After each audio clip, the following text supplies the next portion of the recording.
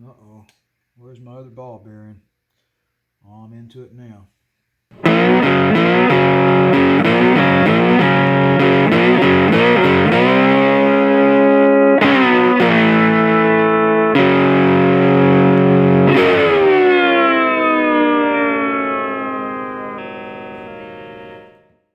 All right.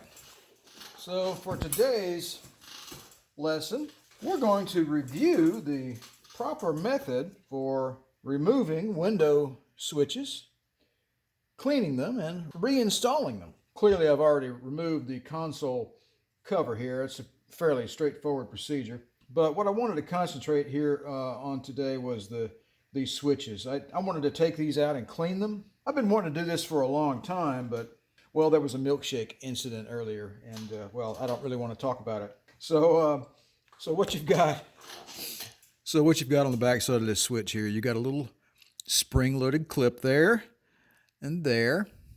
And all you do, pretty simple, you just push the little clip in, past the wood, push down on the switch a little bit. Do the same thing on the other end. And of course that one is more problematic than the first one. I have to work a little harder at it. See, I've already done the other window switch. There we go. Now we can get it out. So now we want to get our milkshake out of our switch. But first we're going to clean off the outside with my new favorite cleaner. Okay, so to get the switch off. So the switch hinges right here. There's the pivot point. And what you want to do, real simple, take a very small screwdriver, slip it under here like this, and just pry up just a little bit, right? And the switch will pop right out like that. And we're going to do the same on the other side. Slip it under, twist a little bit, and boom. And here we go. Our window switch is coming out. And and also the milkshake will be coming out. That's the white substance. So that's my goal today, is to clean that. You'll note that there are two pivoting contact points down in the switch and two ball bearings. You don't want to lose those, but I think the milkshake is holding them in place. So I'm going to just tap that out onto my towel there, and you can see the milkshake we have to clean up. So looking down in here, it's just a series of copper contacts and springs. There is one discrete component in there. There's a resistor, and that seems to be in line. There's a resistor in line. There's the resistor, and it's in line with the illumination of the bulb. I can't really get down in there with a brush, so I'm just going to soak that down with some mild detergent.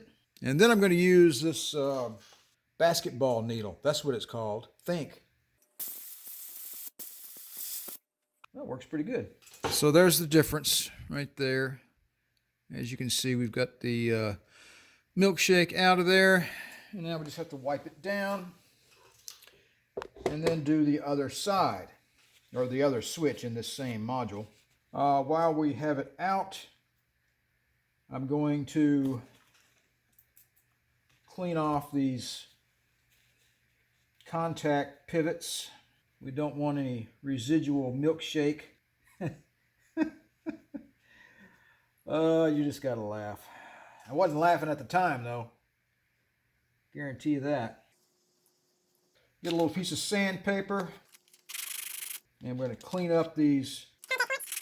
You might as well, while we're at it, both sides.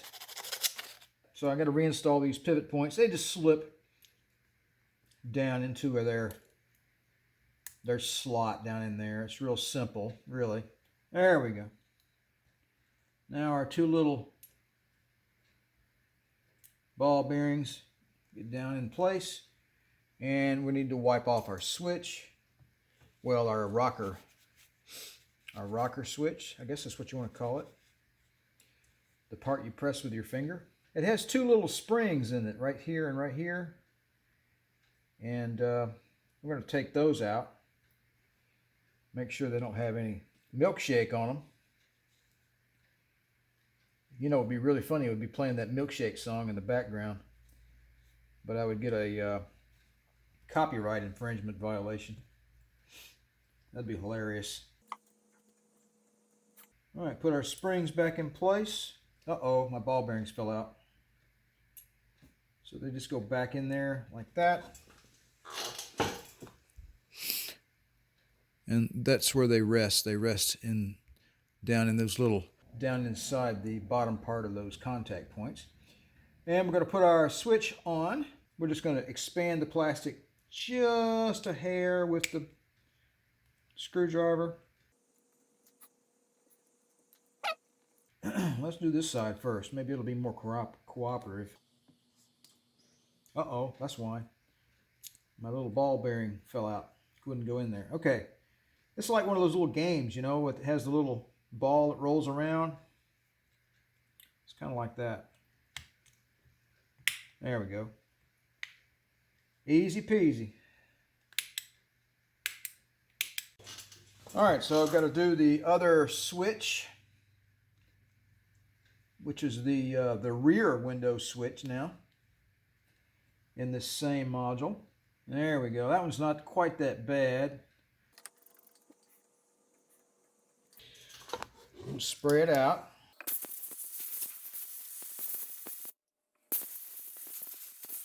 All right, I'm going to finish this one up, put it back together, and then we're going to move on to the fader switch. All right, so the fader switch, I still have to wipe off that milkshake. All right, fader switch is there, same deal, two spring-loaded pieces of metal. What I need is some electrical contact cleaner, and I don't have any. And no, brake clean is not electrical contact cleaner, not unless you want to dissolve your electronics. When I rotate the knob, the milkshake, the milkshake shows up. This switch is riveted together, and I am not going to worry about taking it apart. Let's see. So if I rotate it back and forth, and if there's any residual milkshake down in there, it should pick it up and bring it back up on the wheel. Let's just blow it out and see what happens.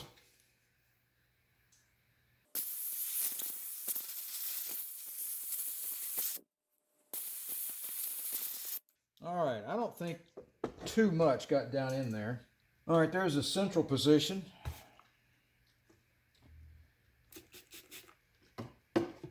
Let's give it a good scrub.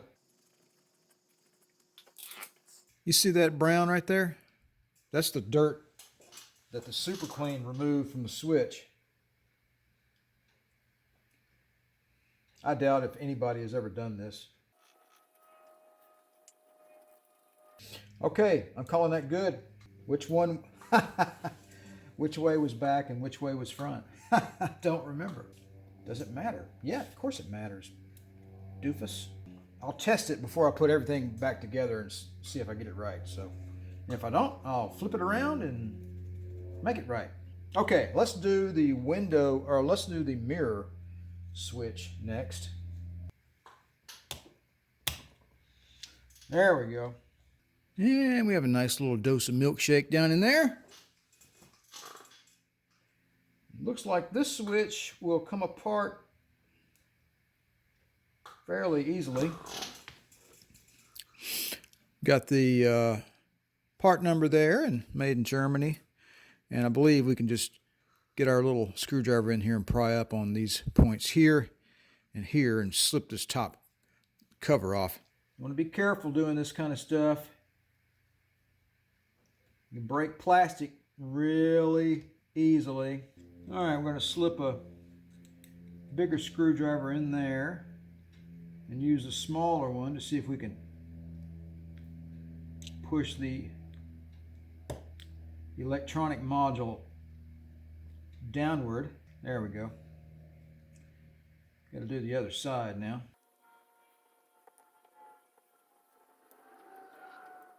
Oh, it's awesome. That's incredible. I have all these little parts that just fell out, and I'll have to figure out where they go. Let's just throw it all out on the bench. Let's just take it completely apart. Are you done? Are you done shedding parts now? You are? Okay, thank you. All right, so that's what the inside looks like of the mirror adjuster. Got to clean that out. This is up inside there, and inside each one of these holes you have springs. 2 of them are still in there, and I have 6 of them on my bench, and I have 4 of these little bitty copper, I'm going to call them barbells or dumbbells, and they are the contact points. And by the time I get this thing back together, the window won't know which way to go, I bet. All right, so I'm going to clean this thing out. This is kind of mundane, just me cleaning, not a huge deal. Then we're going to put this thing back together. All right, we're going to get everything back together here. Get our springs back in place. This would be a good job for somebody with smaller hands than me. That little brown part, that's grease. That's a little bit of, I don't know, dielectric grease. It coats the copper and prevents corrosion. I'm making an assumption that's what it is, so I'm going to leave it alone. And I'm going to assume that these go here like this. Because guess what? I've never done this before. I don't even know if this is the proper way to reassemble it. Couldn't tell you. This little guy here, focus, goes down in there. Got a little spring tension on that little plunger right there. And I assume that applies tension to the circuit. So these little dumbbells here have to go and face this copper. All right, we've got that part nestled into place with the little copper dumbbells. This piece can only go on one way because the slots are different widths.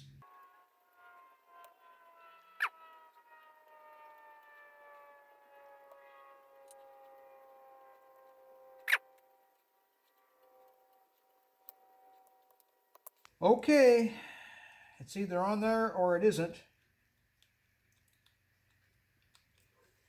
The toggle has a good action, so I don't know if I got it in the right orientation or not. Again, I'll leave it out. I'll connect up the wiring harness to it and operate the mirrors and just see what happens. All right, we got the switch plugged back in here temporarily.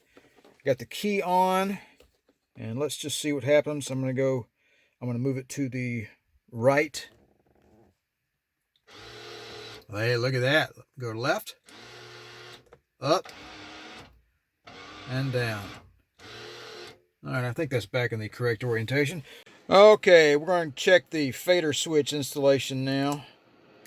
I don't know if it really matters or not, but here we go. Got it plugged in temporarily. Got some static on the radio, so I don't get a copyright infringement. I'm going to push it forward. I hear no difference. Push it backward. Aha!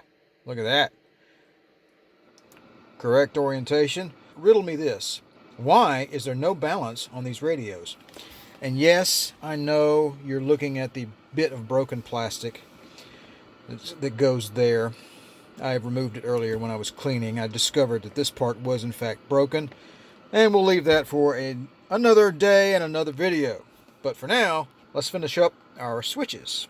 Well, there you have it, folks. All dressed up, but no place to go. This is actually the best piece of wood in my car. I had to, as you know, I already had to refurbish all of the other pieces of dash trim. But this piece of console trim remains in really good shape.